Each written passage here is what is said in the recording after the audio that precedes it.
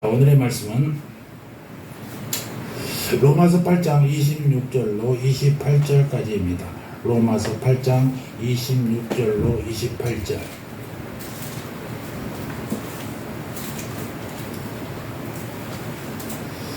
자, 26절, 27절, 28절을 한 목소리로 다 같이 크게 읽겠습니다. 시작. 이와 같이 성령도 우리 연약함을 도우시나니 우리가 마땅히 빌 바를 알지 못하나 오직 성령이 말할 수 없는 탄식으로 우리를 위하여 친히 간구하시느니라. 마음을 감찰하신 이가 성령의 생각을 아시나니 이는 성령이 하나님의 뜻대로 성도를 위하여 간구하시느니라. 우리가 알거니와 하나님을 사랑하는 자 곧 그 뜻대로 부르심을 입은 자들에게는 모든 것이 합력하여 선을 이루느니라. 아멘. 제가 성령 강림주의를 지나면서 성령이 임하며 이라는 시리즈를 계속 8번째 오늘 하고 있습니다. 제일 먼저가 뭐였습니까? 성령과 진정한 힘이 무엇인가를 했었고, 그 다음에 두 번째는 성령이 임하면 죄를 이긴다. 또 세 번째 성령이 임하면 물질을 드린다. 네 번째 성령이 임하면 불이 임한다 라는 얘기를 했어요. 그 다음에 다섯 번째는 감사하게 된다. 또 여섯 번째는 성교하게 된다. 지난주에 설교를 혹시 기억하십니까? 성령이 임하면, 지난주에 설교 제목도 잊어먹었어. 치유돼. 컨닝에서 같이 얘기하셨지. 성령이 임하면 치유된다 해서 오늘은 성령이 임하면 한번 읽어볼까요? 다 같이 성령이 임하면 하나님의 뜻을 이루게 합니다. 아멘. 다 같이 시작. 성령이 임하면 하나님의 뜻을 이루게 합니다. 이 로마서는 이제 제가 기억에도 로마서 강의를 한 2번 정도 로마서 전체를 다 강의했던 것 같고, 그리고 수시로 로마서는 설교에 많이 이용했습니다. 이 로마서가 성경의 핵심이고 책 중에 성경 전체의 핵심이 로마서입니다. 로마서를 공부하는 것도 아주 중요하고, 로마서를 또 그렇게 길지가 않아요. 그러니까 여러분들 읽으면 아마 3시간이면 한번 로마서 거의 다 읽을걸요. 그러니까 매주 로마서를 읽으면서 로마에서 주는 하나님의 말씀을 좀 묵상하시기 바랍니다. 다 이해하지는 않지만 성경 늘 읽고 또 읽고, 모르는 부분은 모른다는 것만 갖고 있어도 다음에 설교를 통해서 그 부분이 설교되면 또 이렇게 머릿속에 탁 박히게 됩니다. 우리가 수험생들 오답 노트라는 게 있잖아요. 내가 늘 틀리는 것은 적어놓습니다. 이게 왜 틀리는지, 틀리면 이제 또 틀리고 또 틀리고 그러거든요. 그래서 그것을 틀린다는 것을 알고만 있어도 다음에 정답을 주면은 절대 틀리지 않게 되거든요. 그래서 머릿속에 아는 것을 안 대로, 모르는 것을 모르는 대로 늘 기억하고 나면 설교를 통해서 또 어떤 책을 통해서 말씀을 통해서 우리에게 귀하게 들려줄 줄 믿습니다. 그래서 로마서 좀 어려운 부분이기도 해요. 잘 이해가 안 될 수도 있지만 오늘 부분도 조금 어렵지 않는가 하는 생각이 듭니다만은 여러분들이 좀 귀를 좀 세우시고 따라오시면은 그렇게 어렵지 않게 따라올 수 있을 줄 믿습니다. 하나님께서 우리에게 주신 최고의 은혜가 뭔지 아십니까? 우리 안에 거하신다는 것입니다. 주님이 내 안에 거하신다는 거 얼마나 대단한지 아십니까? 내가 주님이 그럴 만한 그릇이 아님에도 불구하고 내가 주님을 믿기만 하면 내 안에 계신다는 것입니다. 이거는 우리 성도들에게만 주어질 수 있는 특혜입니다. 믿는 성도의 마음속에 성령님이 계십니까? 아멘. 여러분들 모두가 하나님을 믿으면 여러분의 마음에 하나님이 계시는 것입니다. 그래서 여러분들은 여러분의 사람, 그래서 교회라는 것도 여러분 이 집이 교회가 아니라 보이는 교회가 아니라 하나님을 예수 그리스도를 믿어 하나님의 자녀가 된 우리들이 교회, 이 모인 그 교회. 그러니까 예배가 밖에서 예배 드린다 해서 주일날 경건하지 않다고 얘기할 수 없죠. 왜? 내가 교회인데, 우리가 교회인데, 우리가 세암교회거든요. 이 세암교회가 하나님의 집이 이 공간밖에 하나님의 집이랑 너무 초라하지 않습니까? 그럼에도 오시는 거예요. 우리 마음에 계신 예수 하나님, 그 하나님이 우리를 지배하기 때문에 우리가 뭐 가는 어디든지 교회가 되는 것입니다. 야외 예배를 잘 안 가는 이유는 야외 가면 좀 자꾸 시선이 분산이 됩니다. 그래서 예배에 집중을 하지 못하게 되더라고요. 제가 부목사 할 때는 남양주에서 있었는데 남양주 한강까지 가지고 가깝습니다. 그러니까 가서 예배를 드리고 또 1년에 한 번 정도는 체육대회도 하고 그랬었는데 이 예배가 신경 쓰는 게 아니라 이 체육대회가 주가 되어버리는 거예요.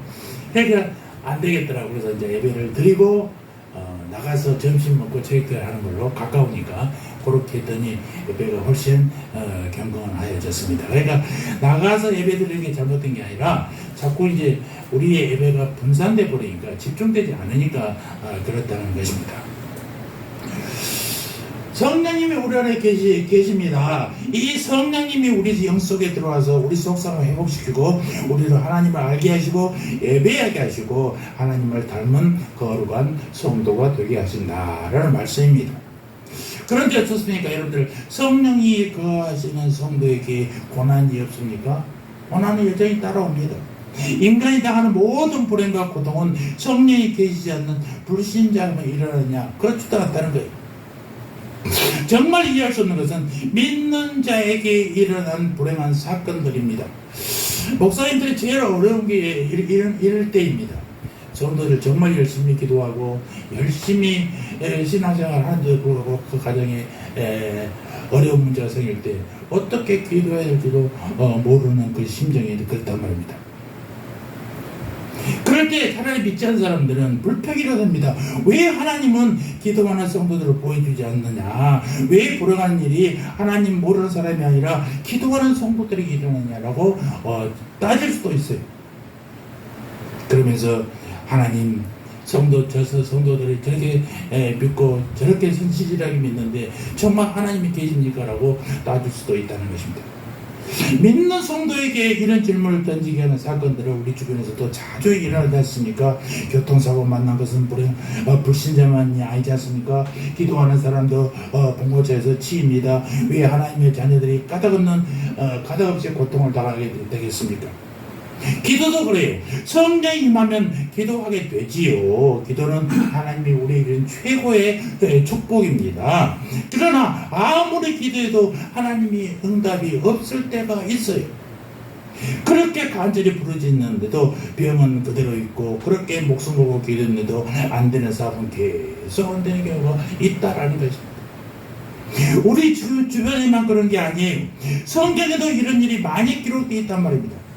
이스라엘 백성을 40년간 광야로 끌고 나온 모세는 죽기 직전에 요단강을 건너 가나안 땅에 들어갈 수 있도록 하나님께 얼마나 간청했는지 모릅니다. 그런데 하나님은 끝내 거절하셨고 모세는 가나안 땅에 보이는 요단강 건너편 보산에서 죽었어요. 성경에 수많은 전쟁이 났습니다. 이스라엘 백성들은 그때마다 승리하게 해달라고 기도했지만 모든 이스라엘 전쟁이 승리로 끝난 것만은 아니더라는 겁니다. 하박국 선지자는 이스라엘을 바벨론의 손에서 구해달라고 얼마나 간절히 기도했는지 모릅니다. 그런데 하나님은 그 요청을 들으지 않고 결국 이스라엘이 바벨론 손에 멸망당하고 말았지 않습니까? 에레미야는 어떻습니까? 에레미야가 그렇게 예루살렘만은 파괴되지 않게 해달라고 했는데 하나님은 그것마저도 외면하고 예루살렘을 결국 처참하게 파괴하고 많은 지경까지 가게 만들었습니다. 여러분, 성령님이 우리 안에 계시면 우리는 만사 형통한다고 믿습니다. 그러나 사실이 그렇습니까? 좀 냉정하게 따져보자는 것입니다. 우리는 기도하면 무엇이나 하나님이 들어주신다고 믿고 있습니다. 그러나 모든 기도가 다 응답되느냐?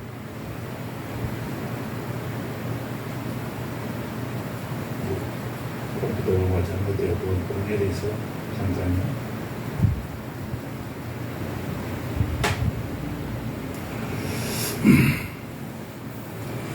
응답되지 않은 기도가 여러분, 그때는 여러분들은 어떻게 하시냐 이것입니다.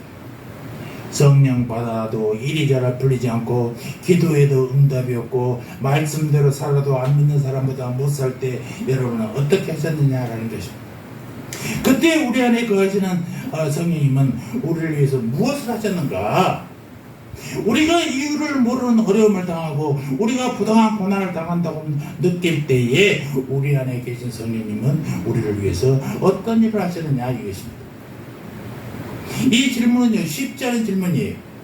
그러나 날마다 현실에서 일어나기 때문에 우리는 이 질문을 해결하고 가야 됩니다. 그래야 성령님이 진정한 사역을 깨달을 수가 있다라는 것입니다. 제가 평소에 로마서를 읽으면서 잘 이해하지 못한 구절이 오늘 본문 26절이에요. 자, 26절 한번 다 같이 한번 볼까요?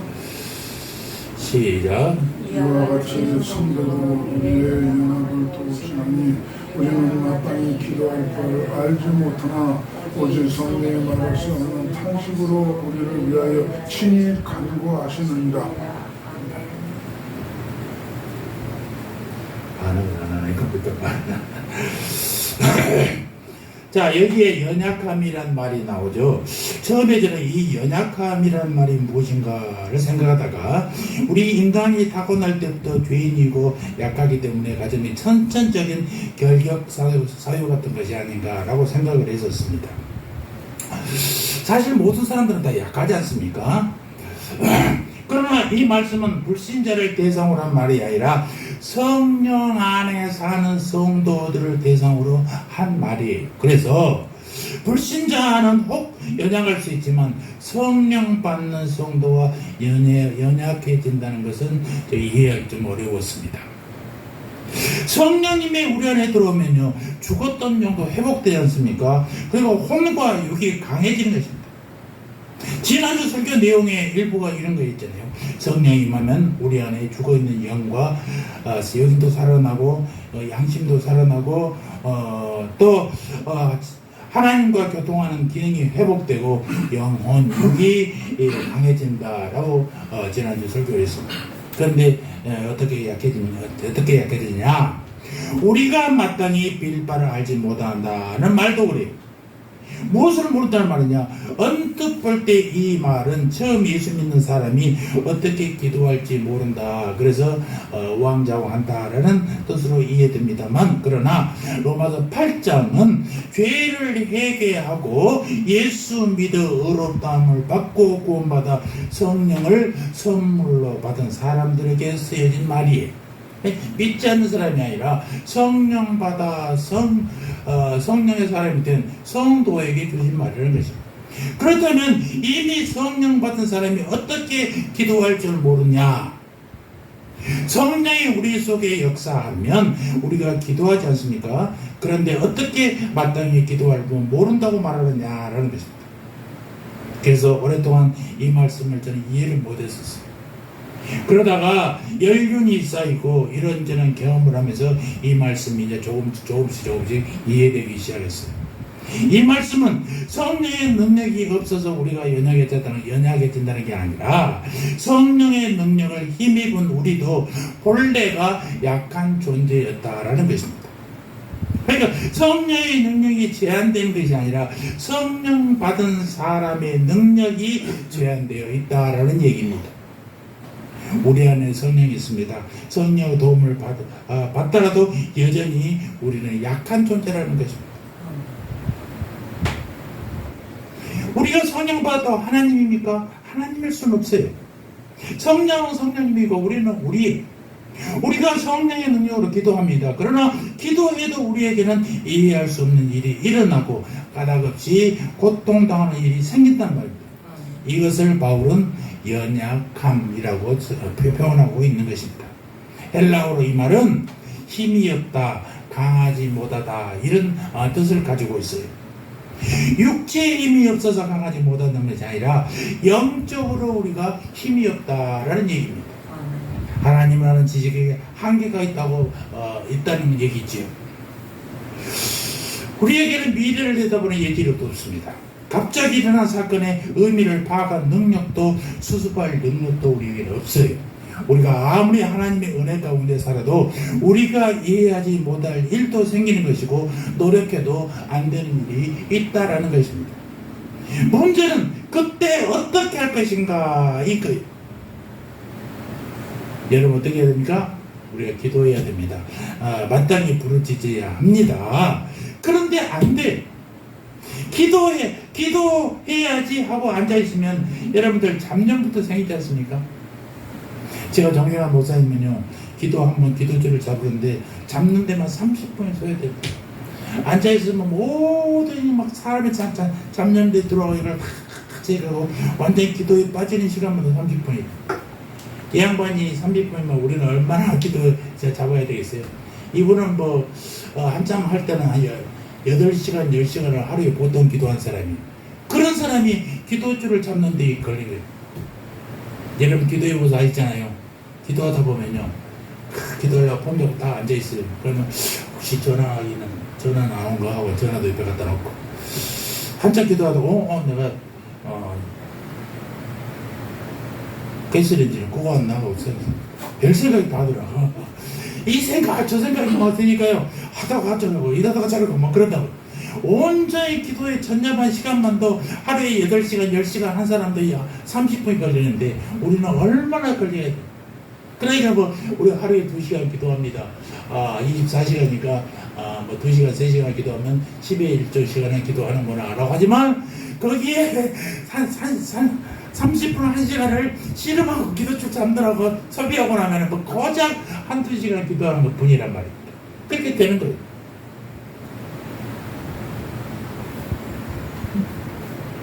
그래도 잘 안 되는 것만 돼. 왜 나에게 이런 일이 일어날지 의심부터 든단 말입니다. 더듬거리고 기도를 시작했지만 무엇을 기도할지 막막해요. 뭔가 앞을 꽉 가로막고 있는 장애물을 느끼게 된다는 것입니다. 하나님은 멀리 있고 나만 혼자 고난을 당하는 것 같은 기분을 느끼게 된다는 것입니다. 이것이 바울이 26절에서 말하는 연약함. 그때의 영적 상대가 뭐냐? 마땅히 빌 바를 알지 못한다라는 말입니다. 그때 여러분 어떻게 해야 되느냐? 그때 누가 여러분을 도와주느냐? 놀랍게도 그때까지 도우시는 분이 누구라고요? 성령님이다라는 것입니다. 성령님은 우리가 성령 받고도 안 되는 일을 당할 때 거기까지 도우시는 분이에요. 성령님은 우리가 성령 안에서 기도해도 응답이 없을 때 바로 그때까지 우리의 기도를 도우시는 분이. 성령님은 우리가 당하는 여러 가지 이해할 수 없는 고난 때문에 상처받고 고통당할 때 바로 거기까지 도우시는 분이다라는 것입니다. 좋을 때만 돕는 분이 아니에요. 기도가 잘 될 때만 돕는 분이 아니에요. 잘 나갈 때만 도우시는 분이 아니란 말입니다. 우리가 연약할 때 너무나 놀라고 당황해서 마땅히 해야 할 기도조차 하지 못하고 잃어버리고 있을 때에 그때까지 도우시는 분이다라는 것입니다. 그러면 성령님은 그때 우리를 어떻게 돕냐? 크게 3가지를 돕습니다. 자, 27절을 한번 봅시다. 27절.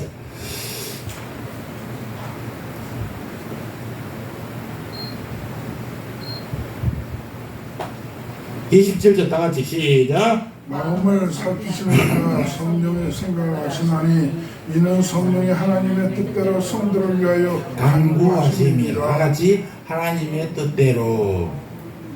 다 같이 따라서요. 하나님의 뜻대로. 자, 28절에서 봅시다. 시작. 우리가 알거니와 하나님을 사랑하는 자 곧 그 뜻대로 부르심을 입은 자들에게는. 것이 협력하여 선을 이루니라. 그것까지만. 자, 다 같이 그 뜻대로 부르심을 입은 자들에게는. 다 같이 시작. 그 뜻대로 네, 그 뜻대로 부르심을 입은 자들에게 성령이 연약한 성도를 위해서 하시는 첫 번째 사역이 뭐냐? 바로 하나님의 뜻이라는 단어예요. 왜 하나님의 뜻이 중요하냐? 우리가 잘 나갈 때는 솔직히 하나님의 뜻을 생각하지도 않습니다. 내 뜻이 곧 하나님의 뜻이라고 느끼고 삽니다. 믿음이 충만하고 기도가 잘 될 때는 내 기도가 곧 하나님의 기도라고 생각하고 내가 사는 것이 그것이 하나님의 원하는 삶이다라고 생각하는 거예요. 그러다 갑자기 어려운 일을 당합니다. 아니 2달 동안 하루도 빼지 않고 새벽기도 했습니다. 그런데 건강한 남편이 갑자기 암이 생겨서 입원합니다. 교회에서 여전도 회장으로서 너무나 봉사를 많이 하고 있는데, 그런데 갑자기 남편 사이에 부도가 납니다. 그렇게 잘 지내던 교회로부터 정말 아무것도 아닌 일로 오해받고 역경을 취하게 당하게 돼서 사람을 무시당하고 살게 됩니다. 교회에 나가고 싶은 마음이 싹 사라져버리잖아요. 그때 느끼는 첫 번째 생각이 뭐냐? 하나님은 정말 살아계신가? 그리고 두 번째, 하나님이 살아계신다면 왜 하나님은 가만히 계신가? 내가 당한 이 나쁜 일들을 왜 보고만 계시는가 하는 것이. 그리고 그 고통의 터널을 얼마 동안 빠져나오면서 세 번째 드는 생각은, 그러면 하나님의 뜻은 무엇인가? 그때야 하나님의 뜻을 생각해야 된다는 것입니다. 아무리 문제가 없을 때는, 아무 문제가 없을 때는요, 사실 하나님의 생각을 많이 못한다니까요. 그게 우리의 삶이. 그런데 일이 잘못되다가 보니까 자기를 돌아보게 됩니다. 자기가 하는 일이 다 옳은 것은 아니구나 라는 생각을 하게 됩니다. 자기 생각이 하나님 생각이 아니고 자기 뜻이 하나님의 뜻이 아닐 수 있다라고 생각합니다. 그리고 고개를 들려서 하나님을 바라보게 된단 말입니다. 이 생각을 누가 주인다고요? 바로 성령님이 우리에게 주신다는 말입니다. 성령님은 우리가 이해할 수 없는 고난을 당할 때 그 고난을 먼저 없애주는 게 아니라 그 고난에 대한 생각을 바꿔주는 것입니다. 다른 생각의 방향, 생각을 바꿔주는 방향이 누구예요? 하나님이 하는. 지금까지 내 입장에서 내가 알고 온 지식으로 내 주위에 있는 사람의 충고를 받아서 뭐든지 해결하려고 하겠습니다. 그런데 안 돼요. 고난도 당하고 역경도 당하고 내 능력의 한계밖에 있는 것밖에 안 느껴져. 그래서 내 뜻이 하나님의 뜻일까라고 생각하게 되고, 혹시 내가 지금까지 너무 내 뜻만 주장하면서 살아온 것이 아닌가 생각하게 되는 것입니다.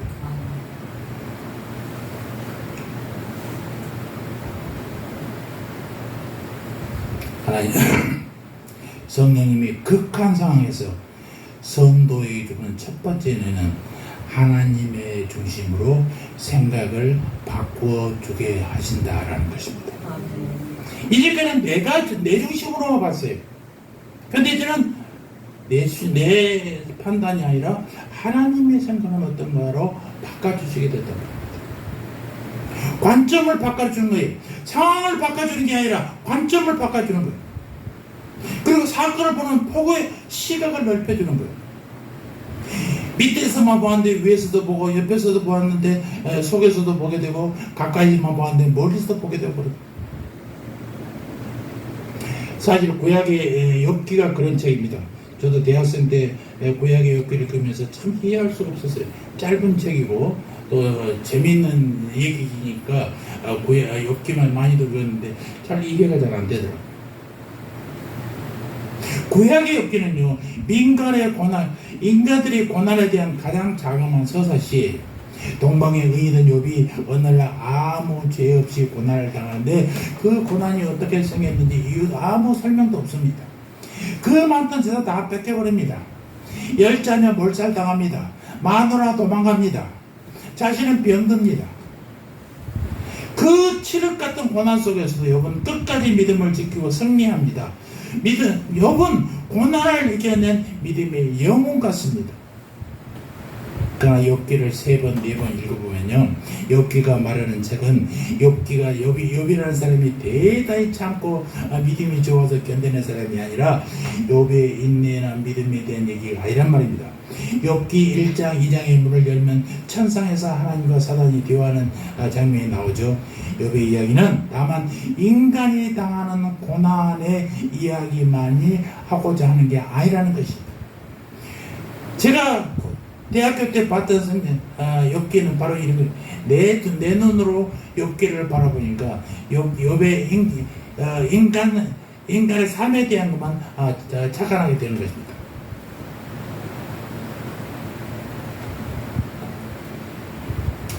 욥의 이야기는 다만 인간이 당하는 고난만 얘기하는 게 아니라 고난의 뿌리는 멀리 하나님과 닿아 있다라는 얘기예요. 사단의 베개로 욥이 고난을 당합니다만 마지막에 등장한 최후의 심판하신 분 누구예요? 하나님이더랍니다. 결국 욥기는 하나님으로 시작해서 하나님으로 끝나는 것입니다. 그 중간에 3장에서 39장까지는 보면 보면 네 친구 이야기가 나오잖아요. 별 얘기 다 합니다. 그런데 4장에서 하나님이 폭풍 가운데 나타나니까 그들의 이야기는 모두 침묵 속으로 사라져버려요. 욥기의 뒤에는 고난 자체도 아니고 고난당하는 욥의 영혼 같은 믿음도 아니란 말입니다. 욥기의 주인공은요, 하나님이에요. 하나님이 인간을 시험할 때 인간을 어떻게 감당해야 하느냐가 주제가 아니라 인간이 고통당할 때 하나님은 어디 계시느냐라는 것이 주제란 말입니다.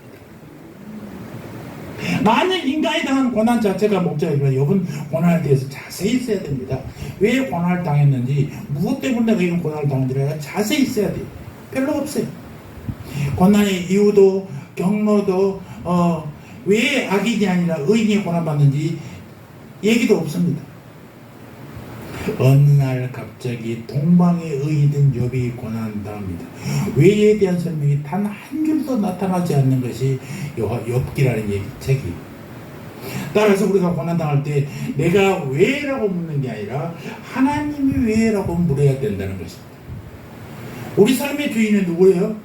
하나님이. 그런데 아직도 우리는 내가 모든 것을 좌지우지하려고 한단 말입니다.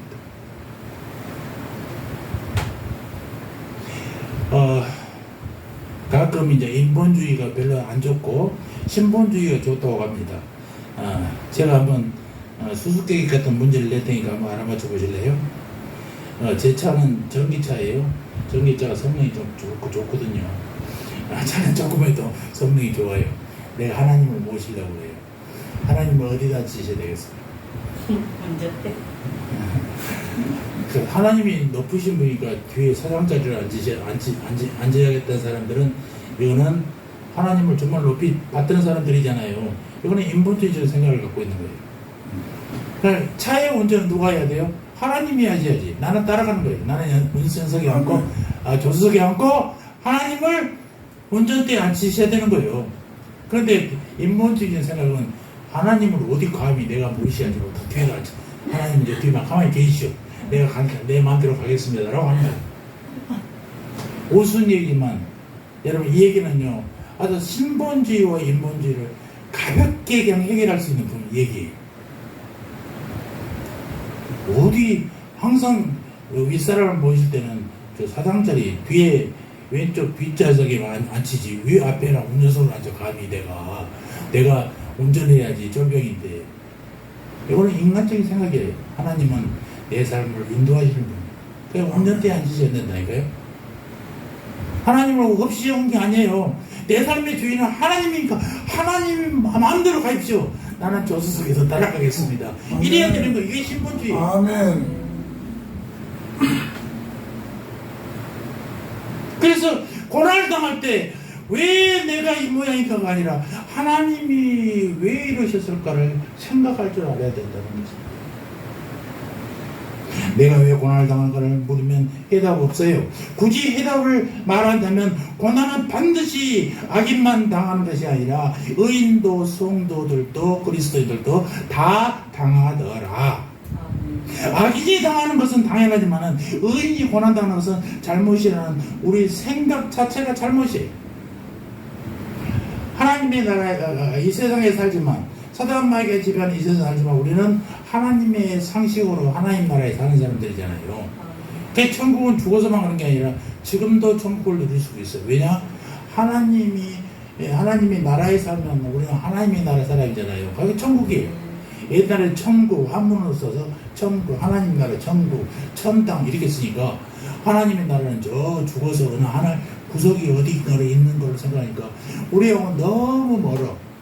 그러니까 죽기 전에 다 예수 믿고 천당 간다고 그러는데 그거는 정말로 잘못된 생각이에요. 그래서 이제 요즘 신학에서는 하나님의 나라라는 단어를 많이 써요. 예전에 찬송가 저 높은 곳을 향하여 얼마나 많이 불렀어요. 근데 저 높은 곳을 향하여만 하나님은 거기만 있는 곳이 아니에요. 우리와 항상 함께 있다니까요. 아멘. 나와 함께 있으면 함께 있으면 하나님과 살면 이게 천국이에요. 그러니까 이 세상에 살면서도 천국을 누리고 사는 거예요. 죽어서만 딱 예수 믿고 천국 가는 게 아니라 이 세상에서 천국을 누리면서 사는 거예요. 그 천국의 모델하우스가 뭔지 아십니까? 교회. 교회는 아직 천국은 아니에요. 모델하우스 그러잖아요. 우리가 살 집의 모양이지 우리가 거기서 살 건 아니잖아요. 그러니까 베니아로 만들었고 보는 것은 그 집하고 비슷해. 근데 거기는 살 것은 아니야. 천국도 교회도 아니 천국은 아니야. 그런데 천국의 모습을 가지고 있는 거예요. 그러니까 우리는 모이면 형제 자매라고 서로 부르는 거예요. 하나님의 자녀니까. 여기는 하나님을 찬양하는 곳이잖아요. 하나님을 찬양하는 곳. 주일날 예배에 빠진 것은요 어떤 것인지 아십니까? 요즘에 이제 데모들을 많이 하잖아요. 토요일마다 광화문 난리칩니다만 저는 거기는 한 번도 안 가보고 광화문 간지도 오래됐습니다만 나라를 위해서 옛날에 촛불 집회 지금 무슨 집회 하는지 모르고 윤석열 퇴진 집회하고 이쪽에서는 저쪽에서는 뭐하고 난리 났대다. 주일날 예배에 나오는 것은 하나님이 우리의 주인이다. 하나님만 영광 받으신다. 우리의 삶은 주님의 것이다 라고 데모하는데 오는 것이에요. 여기서 마음껏 데모하는 거예요. 그런데 하나님을 찬양한 데모에 참석하지 않을까요? 라고 주의를 빠진다는 것은 심각한 문제잖아요. 그럼 하나님 아니면 누구를 찬양한다는 말이에요? 심각한 말이에요. 그 주일날 빠지는 것은 안 돼요. 어떤 목사님이 그러십니다. 성도들이 52주 중에 뭐 45번만 나와도 잘 나온 것이. 세상의 눈으로는 뭐 95% 되니까 잘 나온 거라니까 이것이. 그러나 하나님의 눈은 그렇지 않아요. 인본주의 시각으로는 뭐 52주 중에 한 5번 10% 정도는 빠져도 괜찮지라고 생각하는데 아주 양호하지라고 생각하지만 하나님은 야 대충 바쁘면 좀 빠졌다가 한두 번 빠졌다고 오라고 한 번도 그런 적이 없어요. 가끔 우리는 그렇게 평가하잖아요. 이 결혼식은 한 번밖에 없으니 거기 가야 되고 주일은 뭐 52주는 되니까 받는다고. 천만의 말씀이에요, 여러분. 그 정말 위험한 말씀. 세계에서 인본주의적 발상이라니까, 인간들의 발상이라니까요. 바쁘면 미리 가서 전해주면 되고 축하해주면 되는 거예요. 전 목사가 되고 나니까 아버님 제사에 한 번도 못 갔어요. 우리 큰형님도 이제 교회는 안 나오지만은 딸이 권사들이고 집사들이고 그러니까 뭐 옛날처럼 그 제사를 못 드려요. 그러니까 형수님하고 둘이만 교회는 못 나오고 시골 동네는 다 얼굴을 아는 사람들이니까 마음속으로만 믿고 있지. 형님한테 농담을 그랬습니다. 형님 돌아가시면 내가 장례를 해야 됩니다. 형이 바라는 유교식으로 하겠습니까? 나는 기독교를 할 겁니다. 딸들도 자꾸 권사한테 내가 할지 누가 하겠습니까? 그냥 시골 보시더라고. 그런데 교회 나가기는 참 부끄럽다 그러더라고. 그런 거예요. 마음으로는 있어도 못 나가는 분이란 말입니다.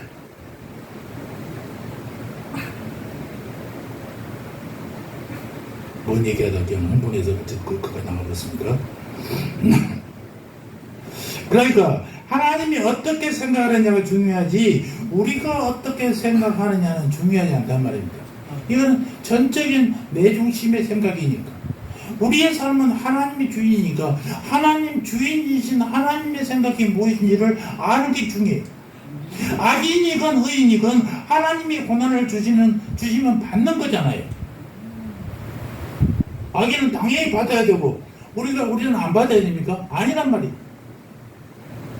문제는 고난을 당할 때 고난이 무엇인지를 파고 들어가지 말라는 것입니다. 왜 이런 고난이 왔을까가 아니라 하나님이 왜 주셨을까를 생각하면 보는 관점에 따라 고난을 달리 보게 되는 것입니다. 그러니까 왜 이런 고난이 생겼을까 고민하면요 철학자는 될 수 있습니다. 그러나 신앙인은 절대 될 수 없어요. 왜? 자기가 아는 지식과 내가 배운 지식과 내가 경험한 것으로 판단하려고 하니까. 그러나 문제를 하나님으로 향하게 되면 보는 관점을 바꾸면 달라지는 것입니다. 사람은 누구나 자기 중심적이기 때문에 아무리 납득할 만한 이유를 말해도 잘 받아들여지지 않습니다. 내가 고난당할 때 단 한 가지만 물으라는 거죠. 하나님이 왜 나에게 이런 고난을 주셨을까? 나에게 고난을 주신 하나님의 뜻은 무엇인가 하는 것입니다.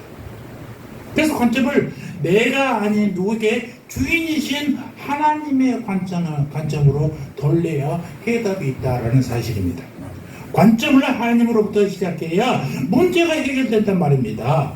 고난을 당할 때 고난 자체와 씨름하거나 그 고난을 준 사람과 싸우지 않고 그 고난의 배후에 있는 하나님의 뜻을 묻게 하는 것, 그것이 성령님이 우리 안에서 하시는 일입니다. 그것을 비유하자면 이런 것이죠. 여기 한 주부가 케이크를 만들기 위해서 계란, 달걀, 계란이나 달걀이나 밀가루, 우유, 설탕을 준비했어요. 케이크를 만들기 위해서 달걀, 밀가루, 우유, 설탕이 필요하지요. 그러나 달걀, 밀가루, 우유, 설탕 어느 것도 케이크는 아니잖아요. 케이크는 우유보다 크고 주부는 케이크보다 더 커요. 고난이 마치 케이크라면 그 고난 속에 많은 요소들이 들어있어요. 아프간에 간 성도들, 아프간으로 선교도 갔다 잡힌 성도들, 그들이 잘못해서 그럴 수도 있지만 안내인이 잘못해서 그럴 수도 있고 선교 정책을 잘못 세워서 그럴 수도 있어요. 그 모든 것이 고난의 요소입니다만 그 자체가 고난의 의도는 아니라는 것입니다. 설탕도 우유도 케이크도 다 주부의 손에 있잖아요. 그거 자체가 케이크는 아닙니다만은 주부 손에 있어요. 여러분 모든 것에서 하나님의 뜻을 보기를 원하시기 바랍니다. 어떤 경우에도 하나님의 눈으로 보기를 결심해 주시기 바랍니다. 욥의 친구 넷이 욥을 가운데 두고 계속 싸웠습니다. 마지막에 하나님이 나타나니까 모든 문제가 일순간에 다 해결되고 말았어요. 고난 가운데서도 성령님을 사모해야 할 이유가 바로 여기에 있다는 것입니다. 성령님은 고난 속에서 우리에게 하나님의 뜻을 알게 하시고 하나님의 뜻으로 고난을 해석하게 하시고 결국 하나님의 뜻에 순종케 하시는 것입니다. 성령님이 우리에게 연약할 때 하시는 두 번째 일은 뭐냐? 우리 안에 탄식하며 기도하게 하신다라는 사실입니다. 자, 26절 다 같이 한번 볼까요? 26절 시작. 이와 같이 성령도 우리 연약함을 도우시나니 우리가 마땅히 빌 바를 알지 못하나 성령이 말할 수 없는 탄식으로 우리를 위해 친히 간구하시느니라. 성령님은 우리의 한계를 초월하여 일어난 일에 대하여 우리의 눈을 하나님께로 돌립니다. 우리의 시선을 하나님의 뜻에 고정시켰단 말입니다. 그러나 그뿐이 아니에요. 우리 안에서 연약한 우리를 위해서 탄식하며 기도합니다. 그냥 네가 알아서 해라 그렇게 말하지 않는단 말입니다. 야, 잘 참고 견뎌 욥이 그랬지 않느냐 라고 그렇게 간단하게 말하지 않으시는 하나님이세요. 고난의 문제는 그렇게 간단한 문제가 아니에요. 까닭없이 고난을 당하고 때가 되어도 응답이 없고 아무 잘못 없는데 어려움을 겪은 사람들에게 그 일을 설명하는 것도 쉽지 않지만 그렇다고 욥처럼 차분하고만 말하는 것도 맞지 않다는 것입니다. 정말로 위로가 필요해요. 위로의 기도가 필요하단 말입니다. 내가 너와 함께 있으리라. 사랑의 약속이 필요합니다. 성령님이 하시는 일이 바로 이렇게 위로하시는 하나님이죠. 여러분 위로가 얼마나 중요한지 아십니까? 가끔 성도들이 이제 병원에 가서 위로하신다고 다 가서 권사님들이 가고 집사님 그동안에 새벽기도 안 나서 내가 뭔 일이 있을 줄 알았다 기도해야지 선생님 더 기도하고 그래야 돼 하면서 막 자기가 무슨 해결사인 것처럼 가르칩니다. 속을 염장을 뒤집어 놓고 오는 거예요. 아프다는 거거든요. 아무 말도 하지 말고요. 같이 그냥 울어주는 거예요. 얼마나 아팠을까. 얼마나 했달까 울어줘야지. 진짜 그럴 줄 알았어. 그러니까 기도 열심히 해야지. 딴짓거리하고 성경 어디 보니까 뭐 어쩌더라. 이런 거 하면 안 된다니까요. 목사님들도 그래요. 그냥 남이 상담하면요. 들어주면 들어만 주고 같이 눈물을 흘려주면 해결될 것을 성도가 말하면 무엇을 말할까? 막 머릿속에서 성경을 어떤 구절을 얘기해 줄까? 이거만 생각하니까 남의 말 들어주질 않는 거예요. 아무 말 안 해도 좋아요. 그냥 같이 손잡고 막 울어주면 최고의 위로가 되는 거예요. 제발 가갖고 집사님 기도 많이 해. 이따위 소리 하지 말라고요.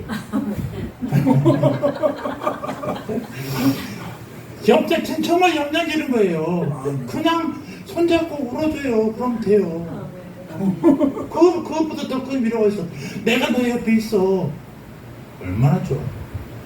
내가 그 코로나 28일 있는 동안에 이제 10시 12일이 돼서 의식이 되니까 의사가 텔레비도 보고 핸드폰도 하라고 그러더라고요. 왜냐하면 자꾸 아무것도 안 하고 있으면 이게 망상을 하게 된대요, 사람이. 그러면 정신건강이 훨씬 나쁘대요. 그러니까 뉴스 같은 거 보면서 현재 상황이 어떤 건지, 내가 그 누웠을 때 뭐 강원도의 불난 사건, 그 산불난 사건들, 그 다음에 그 대통령 선거 3월 며칠까지 18 며칠 전 선거 있잖아요. 대통령 선거에 맨날 나오니까 현실을 봐가지고 지금 이게 대통령 하는데 지금이 시간은 3시면 이것이 오후 3시인지 오전 3시인지를 잘 모르겠어요. 감이 잘 안 와. 그런데 이제 의식이 이제 텔레폰이 가지. 그럼 문자를 핸드폰을 주면서 문자도 하고 이제 아는 사람들에게 하라는 얘기예요. 그렇게 이제 사람과 통화하면 얼마나 훨씬 마음이 위로가 되지요. 내 옆에 누군가가 있다는 것만큼 중요한 게 없어요. 내가 같이 있는 우리 멤버들, 삼청사 목사님들도 있는데 문자 보내면 제일 먼저 막 답이 와. 쓸데없이 병원에 가야 되는데, 아니 지금 코로나에 병원에는 가지도 못하고 접촉도 못하는데 무슨 그런 소리 하고 있어요. 안 해도 안다니까. 그냥 옆에서 같이 위로해주면 돼요. 그것밖에 없는 거있어요. 우리 동기들 맨날 단톡방에 막 얼마나 기도하는 멤버들이 많이 있는지, 우리 소파 기독교 연합회 멤버들, 경찰서의 기도 멤버들 맨날 그 단톡방에 들어가면 막 계속해서 기도의 내용들을 써주는. 야, 내 주위에 이런 사람이 있다니 감사해. 그래서 그때 딱 정신 넣어서 생각한 게, 내 주위에 내가 알고 있는 사람들 너무 감사했어. 미운 사람, 고운 사람, 좋은 사람이 아니라 그냥 그 사람이 좋아. 내 주위에 있다는 게, 내가 그 사람을 만날 수 있다는 것만으로 행복해. 그게 위로가 되더라고. 그러니까 위로는 어떤 말이 필요 없는 게 필요 없어요. 옆에 그냥 가만히 손잡고 있어만 줘야 돼. 우리 옛날 삼삼 교수님 하신 말씀이, 옆에서 같이 울면 되는데 눈물이 안 나면 뭐 젖꼭지를 비틀래. 자기 젖꼭지를. 내 젖꼭지를 비틀어서 뭐 내가 울면 되는데, 내가 아파서 울어도 저 사람은 같이 공감된대. 그러니까 같이 눈물을 흘리라는 얘기죠. 그리고 우스갯소리로 얘기하는데, 위로라는 것은 옆에 있어주는 게 중요해요. 성경에 가장 많은 말은요, 하나님이 우리를 사랑한다, 내가 너를 구원해주겠다가 아니라 내가 너와 함께 있으리라. 아멘. 이게 위로예요. 주님은 언제나 우리 옆에 있습니다. 어떤 기도 많이 잘하는 권사님들은 막 그러잖아요. 하나님이 나를 떠나 있다가 어느 날 갑자기 하나님이 다 나타났다고. 아니요, 정말 하나님은 한 번도 떠난 적이 없어요. 그의 등 뒤에서 그냥 보고만 있었을 거예요. 그거 어떻게 넘어지면 손을 써서 막으려고. 내 눈에 안 보여. 안 보일 뿐이었어. 내 주위에 항상 지키신 분이 하나님이세요. 여러분 이걸 믿으셔야 돼요. 주님은 우리를 한 번도 졸지도 않고 우리를 지켜보고 계십니다. 내가 위태로울 때, 내가 하나님이 안 보여서 하나님이 어디 가셨냐고 소리쳤지만, 하나님은 바로 그 등 뒤에서 우리를 보고 계셨다는 사실을 믿지 마시기 바랍니다. 희망의 신학이라는 책을 쓰는 위르겐 몰트만 신학 박사님이 계시는데, 그분이 이런 얘기했어요. 하나님은 우리를 위해서 우셨다. 그래서 언젠가 우리가 그분과 함께 웃을 수 있도록, 우리가 마음상에 있으면 함께 울어라. 하나님은 우리를 행복하게 위해서 복 주시기를 원하시는 하나님이잖아요. 우리가 평안하시기를 원하고 우리가 행복하기를 원하시고, 그냥 같이 이렇게 눈물 흘리면서 뭐 하려고? 우리가 함께 묵슬려 그랬다는 말. 성령이 위로할 때 우리가 기뻐할 이유가 여기에 있습니다. 어차피 잘 안 되는 것 마음이나 부드럽게 하려고 위로하는 게 아니에요.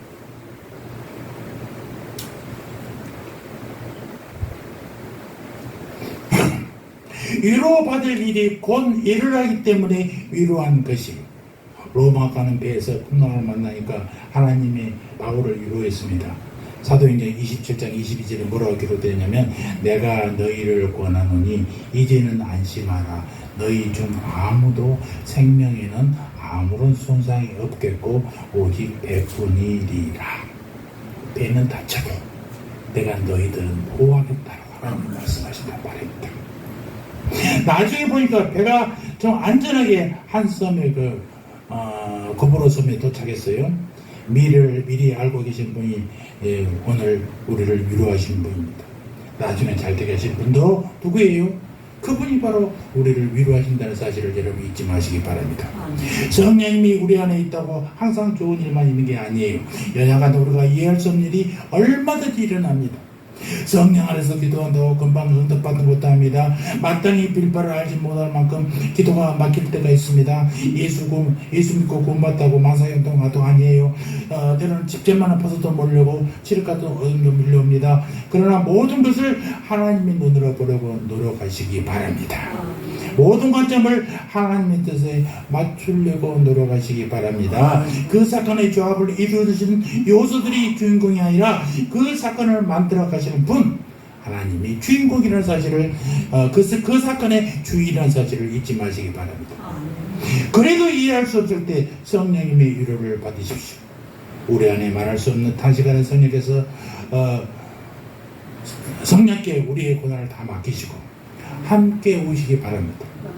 그러나 우리가 당한 이유 없는 고난을 반드시 누에 고치처럼 벌풀 없는 누에 고치 거기서 뽑는 실들이 결국은 무엇을 만들어요? 피단을 만들잖아요. 영광스러운 옷감을 만들듯이 우리 주님이 우리의 삶을 영광스럽게 할 것입니다. 하나님 안에 아무 의미 없이 일어난 일 아무것도 없어요. 협력하여 선을 이루시는 하나님의 최우승을 여러분 믿으시기 바랍니다.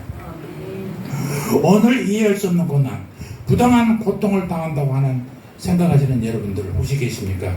힘을 내시기 바랍니다.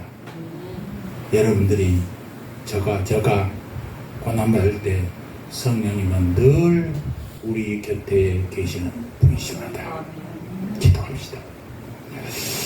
할렐루야. 하나님 우리 아버지여, 이 아침에도 귀한 말씀을 주시니 감사합니다. 성령 안에 있으면서 만사 형통한다고 배우고 믿는 우리에게 가끔 이해할 수 없는 일도 설명할 수 없는 일도 때로 불공평하고 부당하다고 느낄 일도 일어납니다. 그때 우리로 실망하지 말게 하여 주시옵소서. 우리가 그때 우리만 바라보던 눈을 들어서 하나님을 바라보게 하옵소서.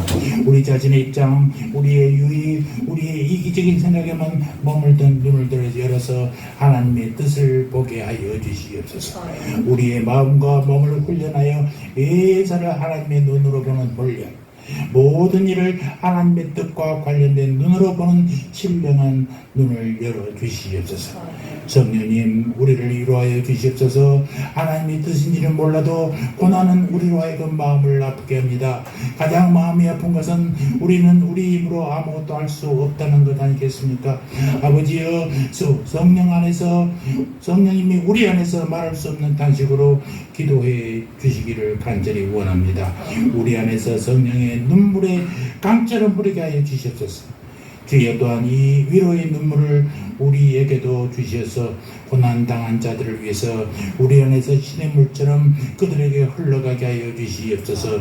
주여 우리가 당하는 고난 협력하여 선을 이루게 하여 주시고 현재의 고난만 바라보지 말게 하시며 그 고난의 시계탭이 돌고 돌아 반드시 선한 하나님의 뜻을 이루게 하여 주시옵소서. 병으로 고생하는 성도들, 저들의 병을 고쳐서 저들의 고난이 저들의 인생에 합력하여 선을 이루게 하여 주시옵소서. 사업에 문제가 있고 일들이 고난이 있는 성도들 주님이여 그들의 머리와 그들의 가정의 보혈로 덮어주시어서 아버지 하나님이 위로가 강물처럼 쏟아지게 하여 주시옵시고 그 뜻이 하나님의 뜻 안에서 이루어지게 하여 주시옵소서. 이 부족한 종이 나사렛 예수 이름으로 예수의 이름으로 사단 마귀를 물리칩니다. 사단 마귀야 나사렛 예수 이름으로 명하노니 물러갈지어다. 아멘. 물러갈지어다. 아멘. 병마도 물러갈지어다. 아멘. 사단 마귀도 물러갈지어다. 아멘. 우리를 괴롭게 하고 우리의 생각을 괴롭게 하는 모든 질병들 사단 마귀들 다 말끔히 물러가게 하여 주시옵소서. 아멘. 그래서 주님께서 우리에게 주시기를 원하시는 평안이 늘 믿음 안에 있게 하시고 그 믿음 안에서 행하는 우리 모든 것들이 주님께 영광 돌리게 하여 주시옵소서. 아멘. 감사합니다. 예수님의 이름으로 기도합니다. 아멘.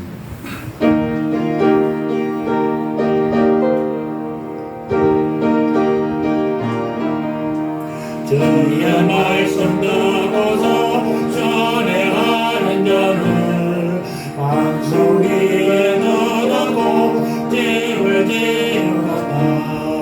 비가 오고 들라며 바람 부딪혀도 반석 위에 세운 집 무너지지 않네. 날뛰고 날뛰세 우리 집 잘짓세 반석 위에다 우리 집 잘짓세 주의 말씀 듣고도 행진하는 자는 모래 위에 떠나고 집을 지은다. 비가 오고 불나며 바람 부딪힐 때 모래 위에 세운 집 크게 무너지네. 잘 지고 잘 짓세 우리 집 잘 짓세 반석 위에다 우리 집 잘 짓세. 세상 모든 사람들 집을 짓는 자니 반석 위가 아니면 모래 위에 짓네. 우리 주 오셔서 지은 상을 줄 때 새로운 공로 따라서 영영상 볼 주리. 잘 짓고 잘짓세 우리 집 잘짓세 반석 위에다 우리 집 잘짓세. 이제는 우리를 구원하신 우리 주 예수 그리스도의 은혜와 하나님 우리 아버지의 사랑과 성령 하나님의 교통하심이 성령받아 하나님의 뜻을 이루어드리기를 간절히 바라는 고개 숙인 주님의 백성들 머리 위에 저들의 가정과 자녀와 삶의 터전 위에 이제로부터 영원토록 영원 몽토록 함께 있을지어다. 아멘. 아멘.